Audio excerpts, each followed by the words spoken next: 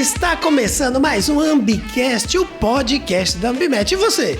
Já se inscreveu aqui no nosso canal? Já tascou o peteleco no like aqui? Já começa dando like, já deixa seus comentários aqui, já ativa o sininho para o YouTube te lembrar toda vez que tiver um vídeo novo no canal, até porque hoje assunto especial para complementar o podcast da semana passada. Hoje a gente vai falar sobre dispersão. Então vamos entender um pouquinho mais sobre o que é esse estudo e como é que a gente pode utilizar para auxiliar aí nos monitoramentos ambientais. E para isso, claro, estou aqui com dois feras, Thiago e Edivando. E aí, pessoal?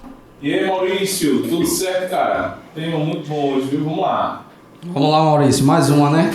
Tá, coisa boa. Minha gente, olha só, no podcast anterior a gente falou sobre a importância do monitoramento da qualidade do ar. Isso. E muito se falou sobre o estudo de dispersão. Então hoje vamos nos aprofundar aqui um pouquinho mais sobre esse estudo e como é que funciona, etc. E começando bem aqui, na nossa parte conceitual, eu queria que vocês comentassem um pouquinho o que é efetivamente o estudo de dispersão atmosférica. E aí, Maurício, bacana.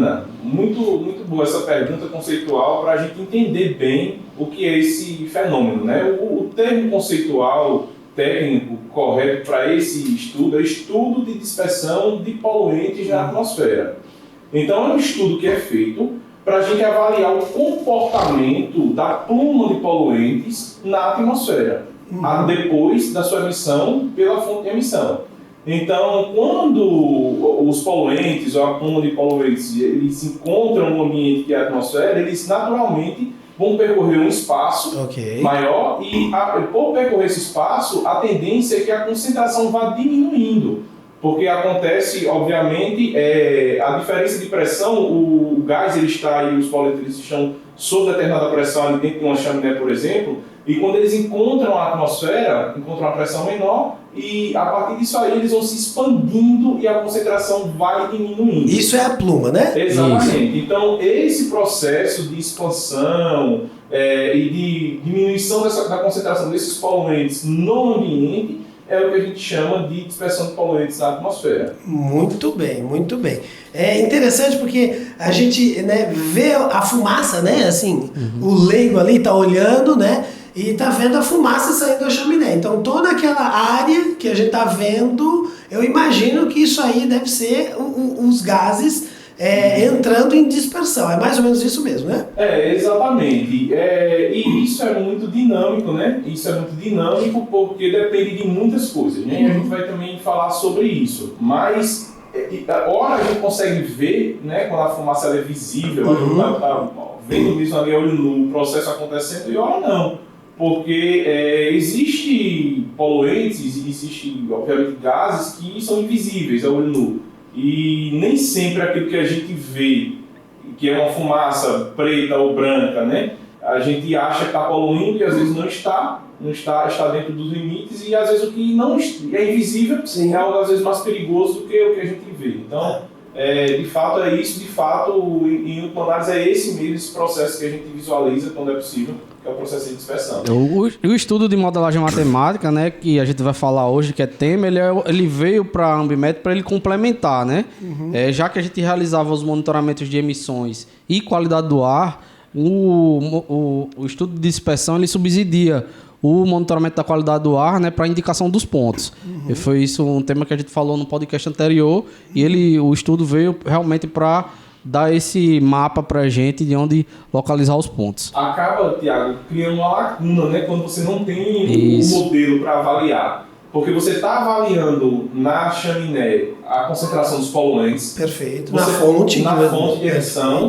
Você está lá no ambiente com outro equipamento avaliando a concentração no ambiente, mas você não entende como isso está se comportando da chaminé até o ponto de emissão. Então, quando você tem esses três procedimentos, essas três ferramentas, né, esses três resultados na mão, você consegue conversar entre esses números, né? Quanto está emitindo, como é que está se comportando e como é que está se comportando lá no ambiente. Perfeito, perfeito.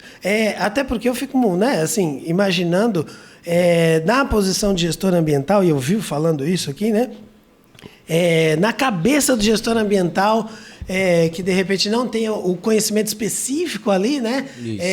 Desses estudos de dispersão.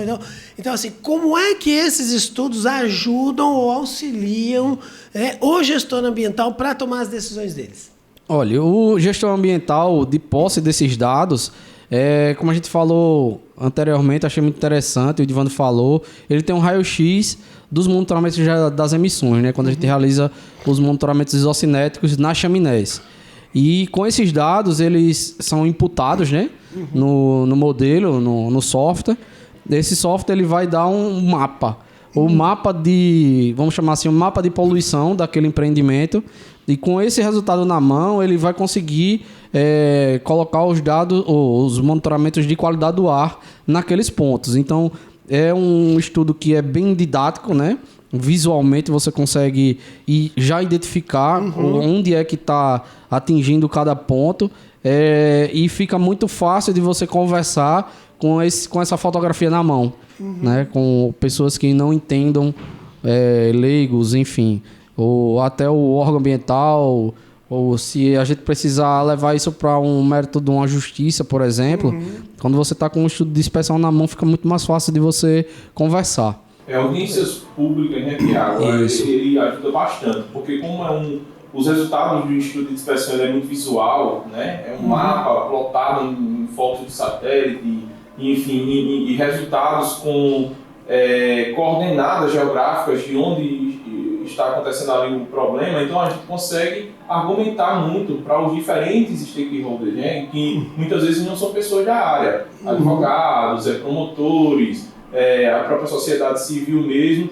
e sem sombra de dúvidas, eu acho que o grande ganho aí para o gestor ambiental também é subsidiar o processo dele, o processo de licenciamento dele, né? Então, como é que eu provo para o meu órgão regulamentador que eu não vou causar um impacto ambiental na qualidade daquele ambiente? Ok. Se não é pelo modelo matemático de alguma coisa que não está instalada, não é possível a gente garantir, né, tudo isso. Então, naqueles 3 processos, né, que a gente já falou também em podcasts e lives de licenciamento ambiental, que é o processo de licenciamento prévio, licença de instalação e licença de operação. Então, o licenciamento prévio é onde você vai ter todas essas discussões, né? É onde você vai colocar à mesa o teu projeto, o quanto ele vai contribuir ali de bom ou de ruim, como é que você vai mitigar, como é que você vai atenuar esses impactos. E você, dentro de um campo,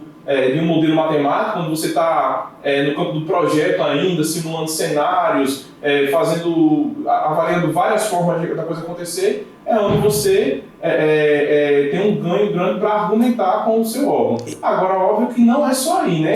No processo de operação, quando a planta já está operando, também é importante que a gente rode o modelo em determinadas situações para que a gente também entenda esses diferentes cenários na operação.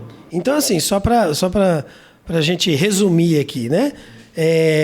Numa linguagem do administrador aqui, que eu sou leigo nesse negócio aqui, então vamos lá, né? Então, assim, o gestor ambiental, ele, antes de instalar uma planta nova ou uma ampliação, né, da indústria, ele pode se utilizar dos estudos de dispersão, assim como, claro, no momento da operação, enquanto a empresa está operando, para ele entender. Então, assim, será que a gente pode conceituar ou entender que os estudos de dispersão, eles também funcionam como meio para alguma coisa, né? Porque eu estou vendo ali o estudo de dispersão bem na metade do negócio, né? Então, assim, depois que o poluente foi para a atmosfera e antes do poluente alcançar ali a sociedade, né, o meio ambiente, a gente consegue estudar e entender como é o comportamento desse poluente na atmosfera. E aí me dá a impressão, então, que os estudos de dispersão são perfeitos, assim, são maravilhosos para a gente poder tomar decisões em relação a outros estudos. É mais ou menos por aí, né? Maurício, e você foi muito feliz aí, um meio, uma ponte mesmo entre coisas diferentes. Então, e é bom que a gente entenda isso, porque existem limites legais para as emissões das chaminés, por exemplo. Ok. Então, esses limites eles precisam ser atendidos, sendo que isso por si só não basta para uma boa gestão ambiental, para quem quer fazer toda a mitigação e toda a avaliação dos impactos ambientais naquela região. Porque esses limites eles são cobrados e são postos nas resoluções para trabalhar de forma preventiva nas fontes de emissão. Ok. Então, se eu olho só para a chaminé e digo, está dentro do meu limite de emissão, está tudo ok, mas eu preciso entender como é que isso funciona Perfeito. no transporte no ambiente e como é que está lá no ambiente. Então, ele vai com certeza trazer essa ponte que há entre as emissões atmosféricas e a qualidade do ambiente, que aí a gente fecha o ciclo aí de observação, né, da boa operação, a sustentabilidade daquele processo naquele ambiente. Pessoal, assim, só abrindo um parênteses aqui na listinha de perguntas que eu tinha aqui, na legislação, há obrigatoriedade, sei lá, de repente nas condicionantes do estudo de dispersão também ou não? Ele é sempre um estudo de background? Ou não? Existe assim, o órgão vai dizer assim, tem que fazer o estudo. A resolução CONAMA 316, que é a resolução CONAMA que trata de processo de incineração de resíduo hospitalar ou industrial, tratamento térmico de resíduo, ela preconiza que para você localizar um novo empreendimento... Então é compulsório. É compulsório. Para esse processo isso é levado também como boa prática pelo órgão ambiental para os outros processos também, porque faz todo sentido do mundo. Inclusive para modelação de dados, antes da empresa se instalar ou da indústria se instalar, a gente consegue fazer esse estudo e realocar esses pontos de emissão para ter uma maior dispersão, uma melhor dispersão e esses poluentes não atingirem ou se concentrarem em um lugar só. E isso fica mais barato, vamos dizer assim. Vamos mudar agora, porque está tudo em projeto. Claro, a gente consegue remodelar de uma maneira muito mais fácil. Claro, está no papel ainda, né, minha gente? Enquanto está no papel... Isso, o Thiago me fez lembrar isso muito bom, porque a gente tanto pode ter diferentes localizações em localizações diferentes da planta, como nós também podemos ter diferentes layouts da planta, né? Então, ora as chaminés podem estar num local da planta, ora em outro, ora mais espaçados, ora mais juntos. Então, isso vai fazendo com que a gente avalie o estilo de dispersão, vai dando pra gente como é que se comporta no ambiente. Então não é só onde a indústria vai estar, mas como lá dentro da indústria as emissões, as fontes de emissão vão estar alocadas, né? E extremamente importante, né, esse estudo de dispersão, e eu acho que vale a pena a gente cada vez mais incorporar, mesmo se não for uma questão compulsória, né? Assim, a gente evidenciar cada vez mais os estudos de dispersão como estudos que realmente vão subsidiar o monitoramento, por exemplo, da qualidade do ar. Então, olha só, vamos lá. O estudo foi feito. E aí, como é que a gente interpreta os resultados do estudo? Eu já percebi aí, que vocês comentaram, que ele é visual, ele é através do mapa, etc. Mas, assim, especificamente, como é que a gente consegue interpretar os resultados desse estudo? Maurício, os principais resultados que o estudo oferece para a gente é um mapa, né, uma foto aérea com a localização da planta, do ambiente e de como aquela pluma de poluentes está se comportando naquele ambiente e uma tabela com as maiores concentrações. Então, é bom a gente deixar claro que é o seguinte, se você olhar para um mapa, que é uma foto, e uma tabela, que é uma coisa estática, aquilo não vai representar a realidade de 100% do tempo de como aquela planta vai estar operando. Okay. Então, a interpretação daquilo que a gente olha é que é a pior situação. Então, nós fazemos o estudo em condições horárias de variáveis meteorológicas no espaço de 3 a 5 anos. Também pode utilizar mais, não tem problema.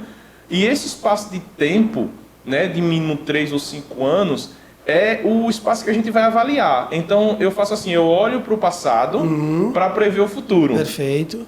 Então eu vou olhar como que essa planta se comportaria nessas condições climáticas de 5 anos para trás para agora. Óbvio que eu não tenho os dados de frente, eu não sei o que vai acontecer com o clima daqui para frente.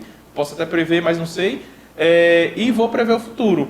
Então, o fato de você olhar para o pior cenário subsidia o licenciamento, porque a gente já falou também aqui, mas é bom revisitar, porque esse pior cenário é o que vai subsidiar o licenciamento, porque é ele que vai influenciar ali de forma mais representativa no ambiente. Então, se ele está dentro, se ele tá bom, isso quer dizer que todos os outros cenários também vão estar todos ok. Se no pior cenário... E no pior cenário está ruim, que a gente precisa trabalhar para colocar ele dentro dos padrões e seguir. Mas o resultado ele deve ser interpretado dessa forma, a gente entender que o resultado não é um reflexo da realidade de 100% do tempo. E também não interessa para o processo de licenciamento e para avaliar impacto ambiental, olhar para tudo.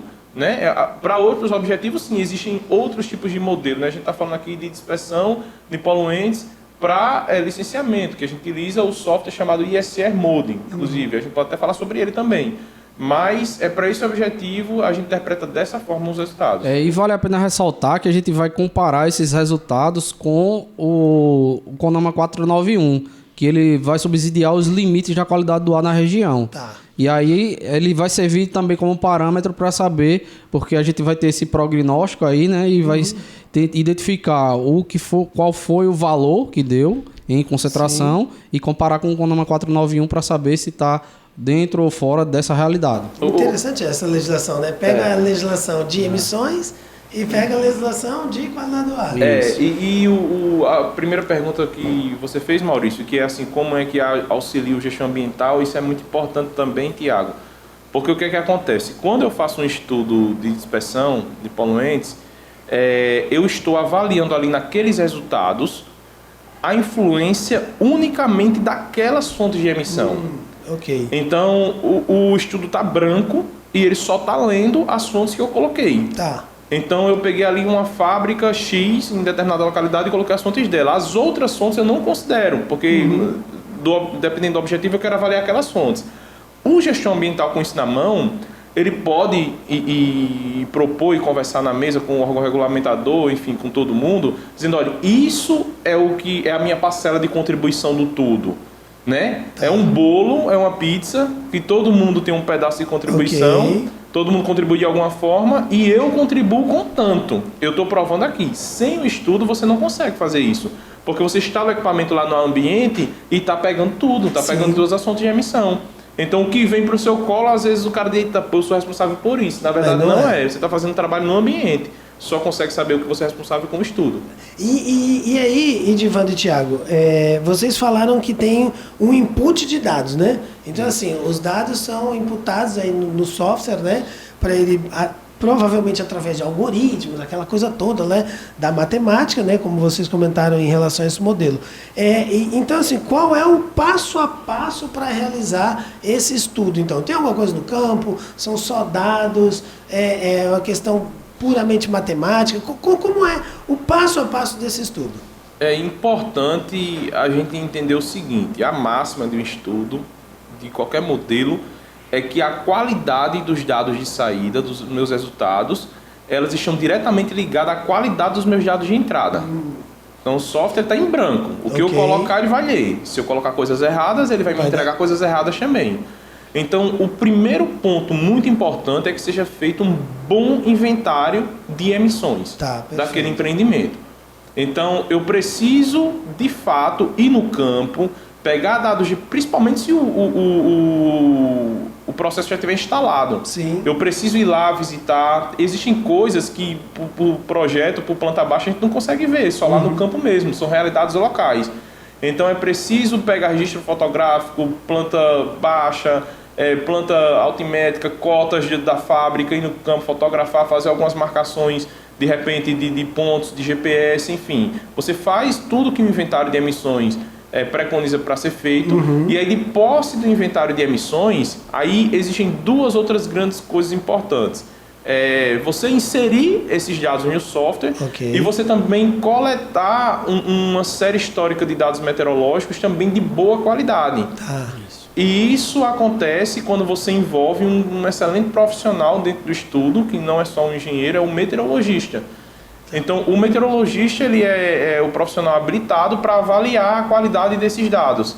Então ele pode utilizar ou dados de estações reais, próximas àquele empreendimento, ou dados modelados também, mas que ele faz a garantia de que aqueles dados representam a realidade daquele lugar. Né? Então, visto um bom inventário, visto um bom dado, um bom histórico de dados, é você também escolher agora um bom modelo para rodar. Porque deve ter vários, né? Claro, existem vários. E assim, para eliminar qualquer tipo de erro e qualquer tipo de risco, a gente segue, e a orientação é que seja seguido isso também, o que o EPA, que é a Agência Norte-Americana de Proteção Ambiental, autoriza, o que ele homologou, que é o algoritmo do ISCR Mode, é o software mais difundido hoje no mundo. Então, para esse tipo de objetivo, a gente utiliza esse modelo com uma boa série histórica de dados, com um bom inventário de emissões, e aí executar o modelo e, com os resultados em mão, tomar as decisões. Perfeito. Rapaz, vocês estão aí. Que aula é essa sobre dispersão? Eu nem decorei o nome todo, eu só sei que dispersão atmosférica foi isso aí que eu gravei, viu? Mas assim, que aula sobre o assunto de dispersão. Continua aí com a gente, que olha só, hoje não vamos nem fazer break, vamos direto aqui, olha só. Tem uma outra pergunta aqui que é importante, porque assim, você falou sobre o input dos dados meteorológicos. Você falou do input dos dados da série histórica e também do que a fábrica deve estar produzindo, etc, etc. Mas assim, só para clarear um pouquinho mais, quais são os fatores que influenciam esse estudo de dispersão atmosférica, né? De que forma a gente pode dizer, esse número aqui influencia desse jeito, esse influencia desse jeito, que assim, eu acho que clareia um pouquinho mais, né? Para as pessoas que estão aqui nos assistindo e nos ouvindo, quais são os fatores que influenciam o estudo de dispersão? Os principais pilares de um estudo de dispersão são as condições climáticas, as condições de relevo e topografia da região. Então, se é uma região muito acidentada, se é uma região plana, isso influencia muito, porque se tem uma serra, uma montanha, além da minha indústria, o vento sopra para lá, aquilo cria uma barreira, o poluente é depositado ali. Tá, perfeito. Se está plano, ele vai ter mais espaço, ele tem condição melhor de se dispersar. Mas aí, Edivando, interessante, assim, então isso quer dizer que em áreas geográficas mais planas, de planície, a qualidade do ar também é melhor? E aí?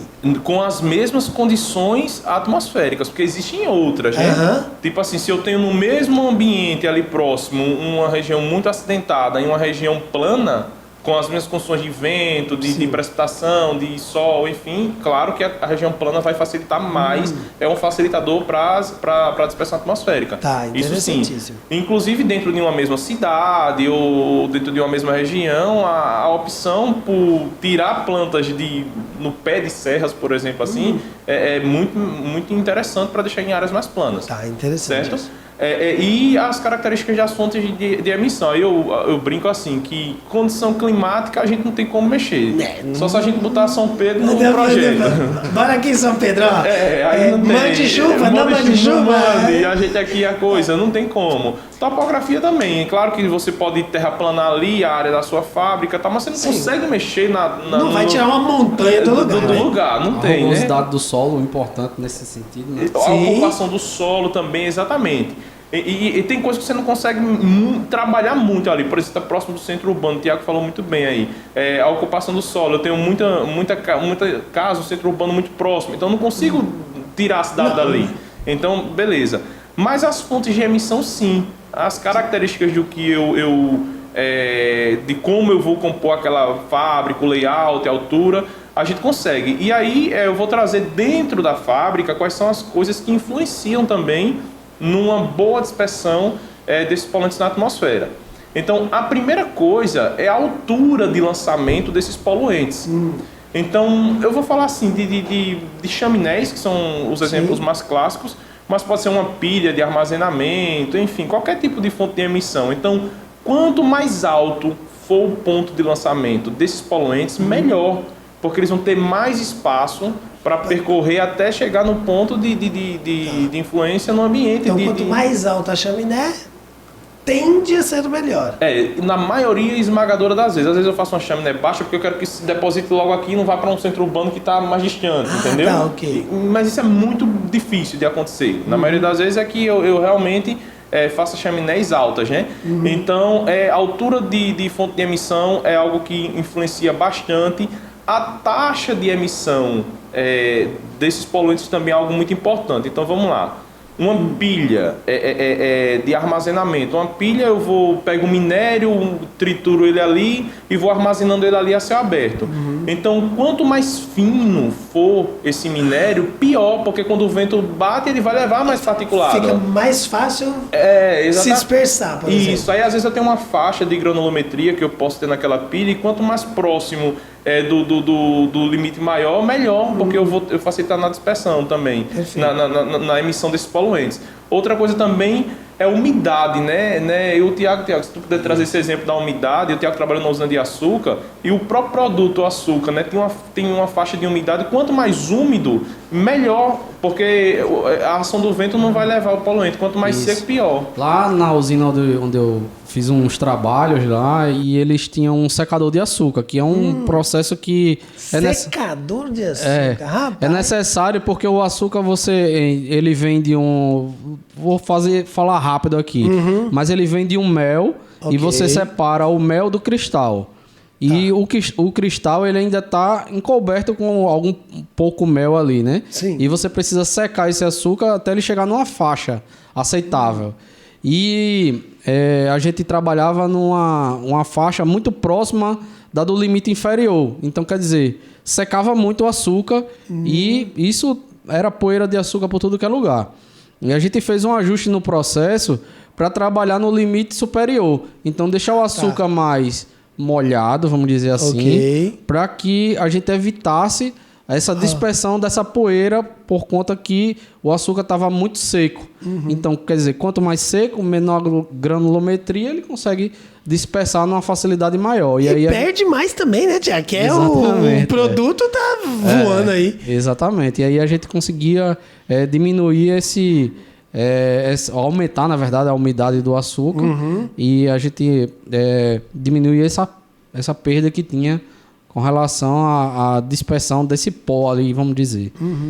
Rapidinho, só complementando aqui o que o Edvan está falando, é muito interessante o estudo de dispersão, para a gente ter esse apoio, o respaldo técnico, né, de um documento que vai informar para a gente qual é a fotografia daquele momento e frisar mais uma vez que a gente tem o software que ele é vindo de uma lei que não tem no Brasil, mas é uma lei norte-americana do EPA, que ele regulamenta tanto a utilização do software como ele informa como se deve fazer os cálculos. Então, quer dizer, os cálculos já foram feitos nesse software. Perfeito. E quem quiser ou tiver curiosidade pode pegar esse cálculo bruto, que o órgão americano ele disse como era o cálculo que ele queria fazer.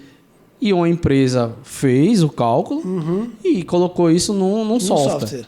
E isso é exposto lá e a gente utiliza essa brecha que a legislação brasileira dá em utilizar legislações de fora do Brasil, né? E o órgão americano faz isso muito bem e a gente copia, né? Sim. Traz esse dado para cá para que a gente utilize esse software da melhor forma. Perfeito. Perfeito. Existem algumas outras variáveis também, porque aí eu falei das pilhas, gente. Mas, por exemplo, chaminé, que são grandes fontes de emissão representativas das indústrias, por exemplo, vazão, né? Vazão é o fluxo de poluente que eu estou lançando na atmosfera. Então, quanto maior a vazão, pior. Porque eu vou ter mais poluente, uma carga maior de poluente lá na atmosfera. Uma quantidade maior, Uma quantidade maior. Então, eu vou estar sendo ali concentrado uma quantidade maior e pode prejudicar meu resultado lá. Existe uma questão aí que, por exemplo, a velocidade de saída do gás lá na chaminé e que está ligada à vazão, porque se eu estou com maior velocidade, eu estou com mais vazão também. Ela pode ajudar, às vezes. Por quê? Porque uma chaminé, eu vou tomar cuidado aqui porque tem gente no Spotify também, né? Seria bom um desenho para a gente ilustrar. Mas uma chaminé, a partir do momento que termina ali a estrutura física da chaminé, imagina uma chaminé de concreto. Então lá na boca da chaminé terminou. Sim. Então ali poderia ser o ponto de lançamento, mas se aquilo está muito veloz, ainda cria-se um jato para cima e ele começa a dispersar de uma altura, é o que a gente chama de altura efetiva de dispersão, de emissão. Então é a partir dali que começa a dispersão. Não necessariamente na boquinha da chaminé. Na boquinha da chaminé, ou seja... É como, rapidinho, Ivan, só para dizer como exemplo, é como se você pegasse uma mangueira de água e colocasse lá para cima. Ainda fica o formato da mangueira por um certo momento até ela se desfazer, né? Exatamente. Então, quanto mais veloz a mangueira, mais alto vai ser esse jato, né? Quanto menos veloz, mais baixo. Então, e como você comentou anteriormente, quanto mais alto lançar, tende... É melhor. Outra coisa outra variável que influencia muito aí nessa altura efetiva das emissões é a temperatura.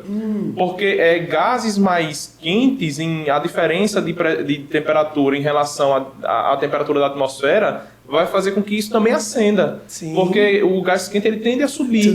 Então, se é uma região muito fria e eu tenho um gás ali muito quente, esse início da dispersão das emissões, da altura efetiva da emissão, vai acontecer num ponto mais alto. Então, essas variáveis, imagine quanta coisa. Oi, Divan, deixa eu tentar colocar mais uma aqui. O diâmetro do duto também influencia? Porque aqui eu já estou imaginando aqui, eu sou administrador, mas a gente tem uns pezinhos aí nos outros estudos também, né? Então, assim, eu fico imaginando que se afunilar, ou dependendo do diâmetro, pode ser que a pressão também ajude. Sim, aumenta a velocidade, total. Com certeza, diâmetro é outra variável. Tá vendo que o administrador também... Tá tudo ligado. Esse lance da vazão, velocidade e diâmetro, a temperatura nem tanto, mas vazão, velocidade e diâmetro são 3 variáveis intimamente ligadas. Porque quando eu aumento uma, eu diminuo outra. Por exemplo, quando eu aumento diâmetro, eu diminuo velocidade e vazão. Tá. Vazão eu mantenho, mas velocidade eu diminuo. E quando eu diminuo o diâmetro, eu aumento a velocidade. Claro. E está tudo ligado aí. Então isso quer dizer que aquelas... a gente até vê indústrias...